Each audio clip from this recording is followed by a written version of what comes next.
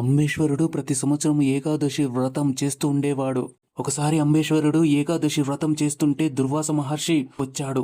అంబేశ్వరుడు దుర్వాస మహర్షికి సకల మర్యాదలు చేశాడు. అంబేశ్వరుడు ఏకాదశిలో ఉపవాసం ఉన్నాను, ద్వాదశలో ఉపవాసం విడవాలి, ద్వాదశ వస్తుంది, మీరు వెళ్లి స్నానం చేసి వస్తే ఇద్దరం కలిసి భోజనం చేద్దాము అని అంబేశ్వరుడు దుర్వాసునితో చెప్తాడు. దుర్వాసుడు స్నానానికి వెళ్ళాడు.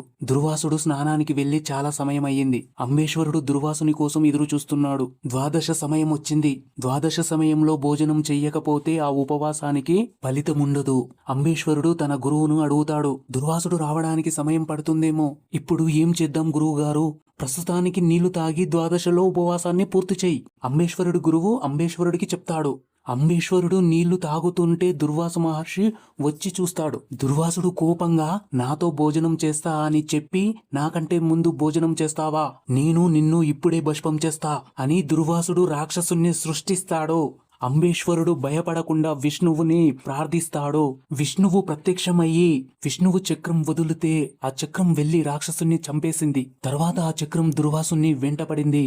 దుర్వాసుడు భయపడి పారిపోతాడు. విష్ణు చక్రాన్ని వెనుకకు పోయేటట్టు చెయ్యమని అందరి దేవుళ్ళ దగ్గరికి పోయి అడుగుతాడు. దేవుళ్ళందరూ ఏం చెప్తారు అంటే, విష్ణు చక్రం వెనుకకు పోవాలి అంటే విష్ణువు దగ్గరికి వెళ్లి ప్రార్థించు, అది విష్ణువుకే సాధ్యం అని దేవుళ్ళందరూ దుర్వాసునికి సలహా ఇస్తారు. దుర్వాసుడు విష్ణువు దగ్గరికి పోయి, నన్ను క్షమించు, నేను తప్పు చేశాను అని దుర్వాసుడు విష్ణువుని వేడుకుంటాడు. విష్ణువు, నేను నిన్ను క్షమించడం కాదు, అంబేశ్వరుడు క్షమిస్తేనే నా చక్రం వెనుకకు వస్తుంది అని విష్ణువు దుర్వాసునితో అంటాడు. దుర్వాసుడు అంబేశ్వరుడు దగ్గరికి పోయి, నేను తప్పు చేశాను, నన్ను మన్నించు. దుర్వాసుడు 2 చేతులతో దండం పెడతాడు. విష్ణు చక్రం వెనుకకు వెళ్లిపోతుంది. అంబేశ్వరుడు క్షమిస్తాడు.